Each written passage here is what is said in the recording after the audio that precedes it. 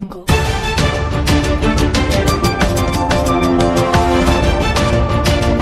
प्रियंका ने अलीगढ़ में बच्ची के कत्ल को शर्मनाक करार दिया।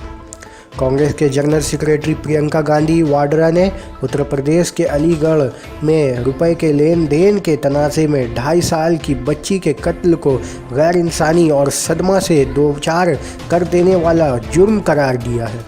प्रियंका गांधी ने ट्वीट किया है कि बेकसूर बच्ची के साथ अलीगढ़ में इंसानियत से गिरी हुई, सदमा देने वाली और दिल को चोट पहुंचाने वाली कत्ल का एक वाक़या पेश आया है।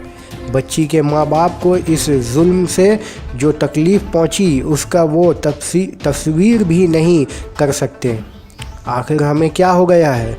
वाज़ह रहे कि अलीगढ़ के टेल कस्बे में रुपए लेन देन के तनाज़े में 2.5 साल की बच्चे को बेरहमी से कत्ल करने का मामला सामने आया है। बच्ची की कटी फटी लाश कूड़े के ढेर में गई थी।